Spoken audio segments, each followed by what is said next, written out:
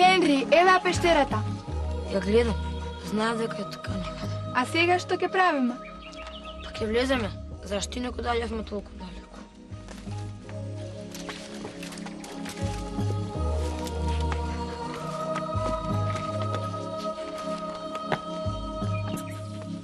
Ќе треба да ја запалиме свеќата. Види колку е темно внатре.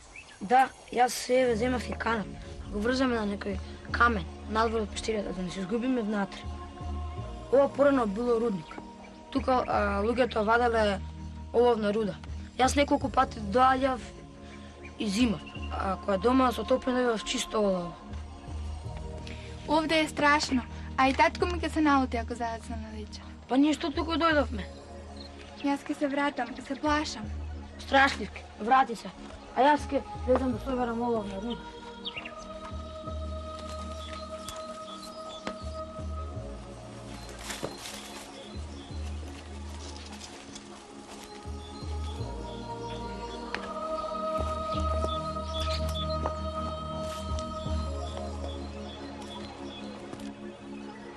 Вашиот син има исклучителни способности, господин Дейви. Тој со своите 11 години може да ви прочита било која книга така течно, што ќе помислите дека пред вас е некој актер, а не дете. Да, господине учителе.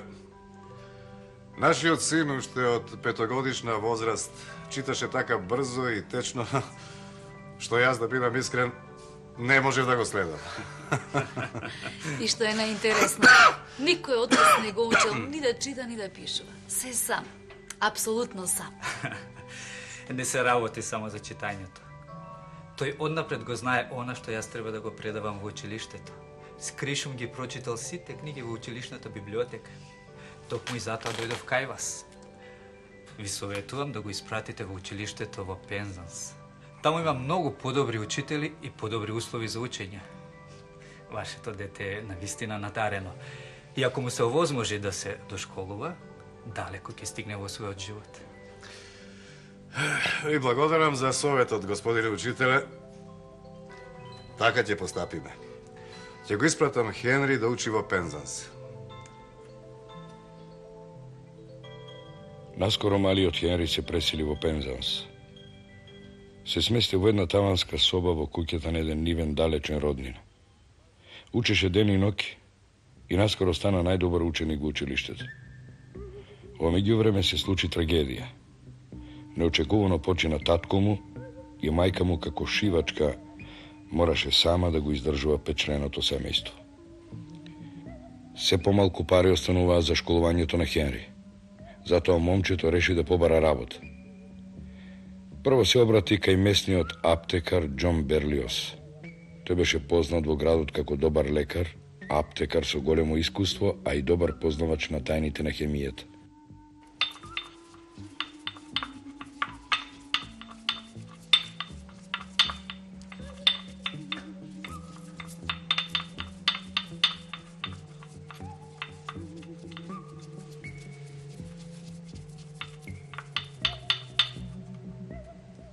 Во ред. Ке те примам за мој помошник. Од почеток ке работиш со мене во лабораторијата. Но треба да запомтиш. Се што ќе видиш овде, мора да остане тајна. Ви ветувам, господине Берлиос.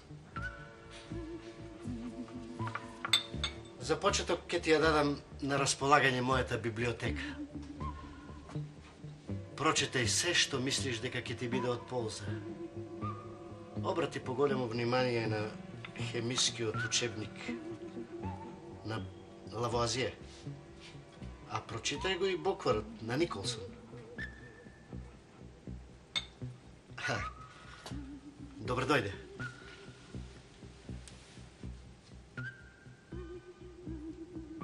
Откако ги прочита сите книги на дотогашните хемичари и научници, младиот Хенри Дейви свати дека хемијата е таа што најмногу го привлекува. Тој самиот почна со експерименти најпрво едноставни, а потоа се посложени и посложени. Тој учеше, работеше и се развиваше како добар хемичар. Кај Берлиос, Хенри остана 8 години.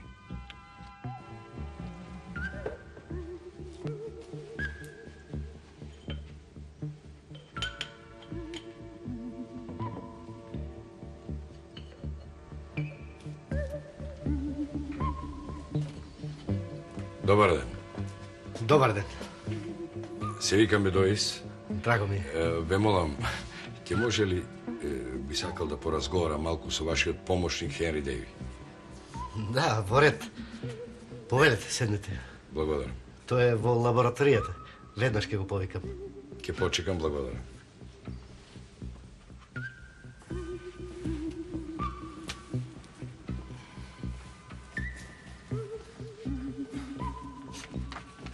Добар ден. Добар ден. Со што можам да ви бидам полезен? Ве молам, повелете, седнете. Се викам Бедоис и јас и уште неколку мои колеги сакаме да формираме научен институт. Па би сакале да ве ангажирам и вас. Ви благодарам на поканата. А што конкретно би работел јас? Вие секако знаете какво се дејство има кислород врз живите организми, нели? И нашиот институт сака да дознае како гасовите имат дејство врз живите организми. Сигурно дека би пронашле газ кој поседува лековите дејства, ама би сакале да ги откриеме гасовите кои имат штетни дејства врз човечкиот организам, нели? Бидејќи јас и моите колеги се занимаваме со физика, па немаме доволни познавања од хемијата, сакаме да ве ангажираме вас, бидејќи во моментов нас ни треба добар хемичар, кој не само знае да ги одвои гасовите еден од друг, туку кој има смелост да направи и најразлични експерименти. А зошто ме избравте токму мене?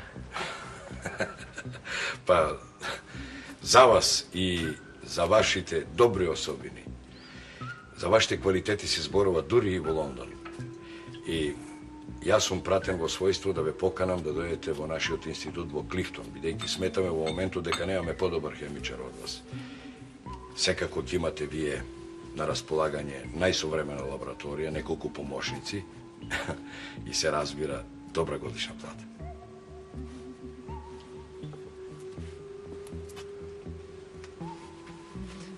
Прифаќам, господине Бедоис. Ви благодарам.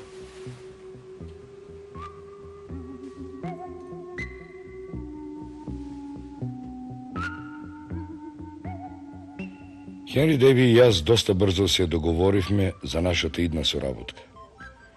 Првата задача која Дејви ја доби во Клифтон беше изучувањето на оксидите на азотот.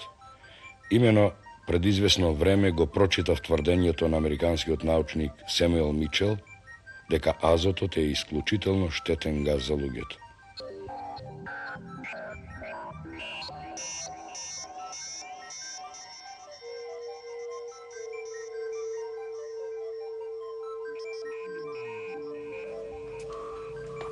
Господине Дејви, што има ново во врска со оксидите од азот? Штото го ги завршувам експериментите со овие нови гасови. Мислам дека Мичел претерува. Овие гасови се сосема нештетни по човековото здравје. Штото го мислев да почнам да ги вдишувам, да видам дали ќе има некоја реакција од нив. Вие тие експерименти ги пробате прво врз себе. Па не ли е тоа опасно? Секој нов газ, првин го проверувам на себе, така е најсигурно и најточно. Па, тогаш, ме молам, ќе ве оставам сам да го завршите експериментот.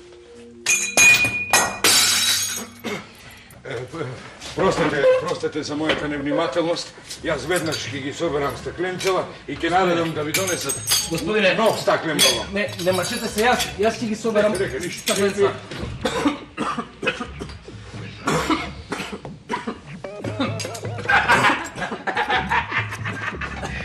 Колко беше ситуација? Не пада балон тразбу. Господине, Бедови, смеш, па вие сте мира неспасен.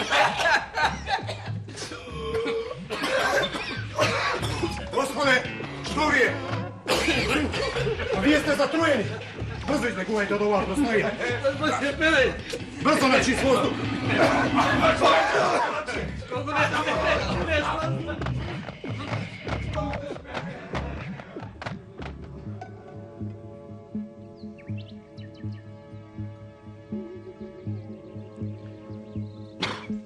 ке ми искине главата уште, знаеш какви болки преживеав. Мислам дека од ова непријатно доживување ќе извлечеме и некоја полза. Каква? Еве откривме ново својство на тој газ. Ќе го наречам смеечки газ. Па сигурно и ќе се исползува некаде во медицината. Добре, веќе почнува да ми разминува и подобро ми е. Деви, сакам нешто друго ти кажам. Кога бев во лабораторијата, заборавив нешто да ти покажам. Гледај. Оној Николсон навистина работи брзо и прецизно. Погледај новата статија што ја објавил во научен гласник. Разложување на водата со помош на галвански елементи. Тоа е интересно. Да. Значи тој добил водород и кислород разложувајќи ја водата. Точно. И јас веднаш помислив дека можат и други субстанции да се разложат со помош на електриката. И на тој начин може да откриеме нови елементи сосем непознати, разбираш? Добро, а како го постигнуваат тоа? Какви апаратури користат? Па слушај, ако можел Николсон да го направи тоа, тогаш ќе го направиме и ние. Утре веднаш почнуваме со експеримент. Дали ќе истрпам до утре?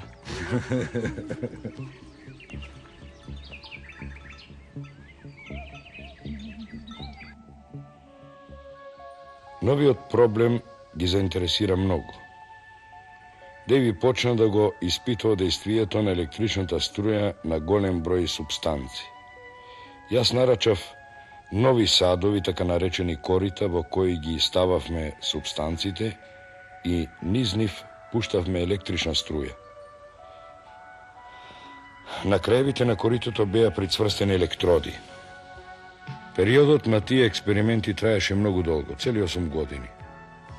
Дури и во 1806 година успеа да ги систематизира своите наблюдувања при користење на електриката во хемијата.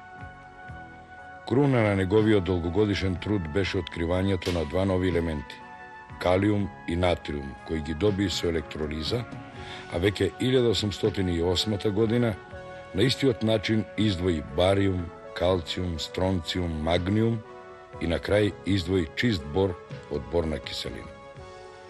Сите овие откритија го наредија Дејви во редот на најголемите умови на неговото време.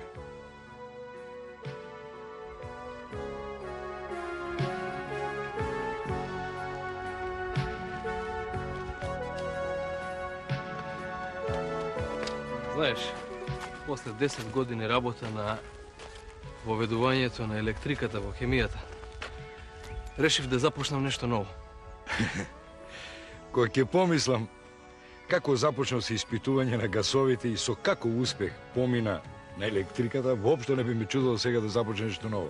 Што те интересира сега? Ме интересира минералогијата, поточно агрохемијата. Знаеш, последниве месеци експериментирам нешто. Да? Во мојата градина, поточно со цвеќињата на мојата жена.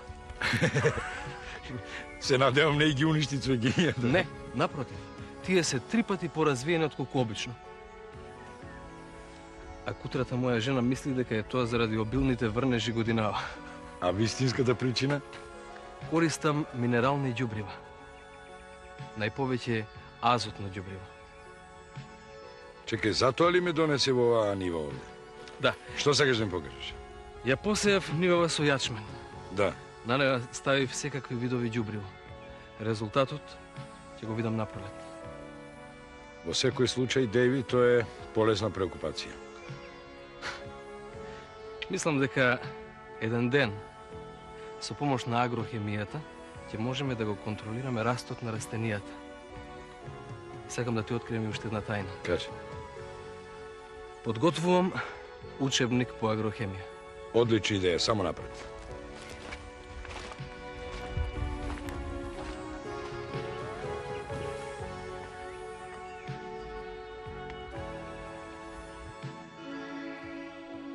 Навистина, наскоро Деви го издаде својот учебник по агрохемија. Но тој не ја напушти својата страстна љубов електролизата. И понатаму експериментираше со калиумот и натриумот, еден ден додека работеше сосема сам во лабораторијата.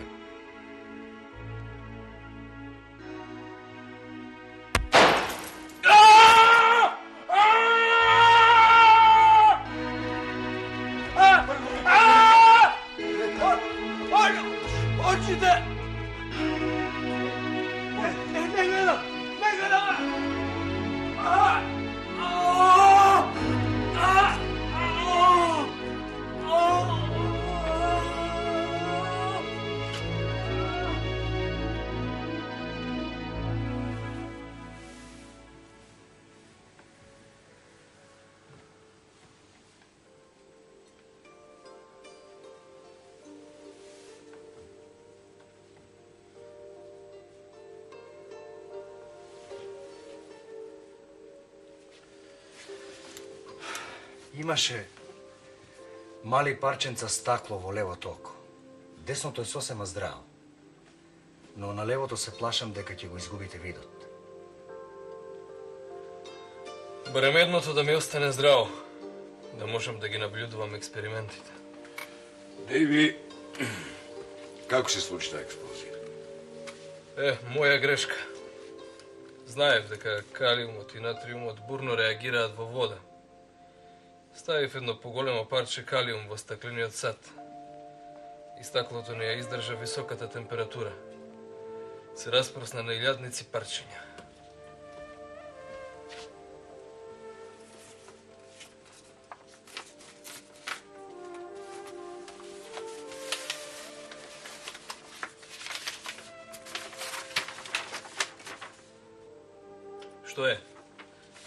Што шепотите? Мислите дека ако не гледам и не слушам? Не, Деви. Дојде твојот асистент и донесе едно писмо. Писмо? Да. Од кого? Од Кралското научно друштво. Кога толку брзо дознаа за несреќава?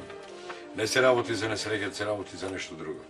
Добро, не мачи ме, кажи ми што пишува во писмото. Францускиот император Наполеон издал указ со кој те одликува со медал за заслуги во областа за изучување на електриката. На вистина голема чест. Да, ама само ќе треба да појдеш во Париз да ја примиш наградата. Па како може тоа? Па нели ние сме во војна со Франција? Сите членови на Кралското друштво ти ја честитаат наградата и горди се на тебе, само сите велат дека не треба да појдеш да ја земеш наградата. Слушај што велат. Недозволено е да примаме награда од рацете на непријателот, иако ние се гордееме од фактот што дури и нашите непријатели ги признаваат нашите успеси. Твоите успеси, Деви. Јас не се согласувам со нив. Не. Јас работам во името на науката, во името на човештвото. И научниците водат војна, но војна за идејата, војна за вистината. И затоа ќе ви кажам, јас одам за Франција. Деви навистина отиде во Франција за да ја добие наградата од раците на Наполеон. Кога се враќаше во Англија, го обземаше некој чувство на страф, не дека луѓето од англискиот двор ќе го презират, напротив, при враќањето му беше приреден величествен пречек, а од англиската кралица за заслуги за развиток на науката го прогласи за лорд Хенри Дейви, витез на англискиот двор.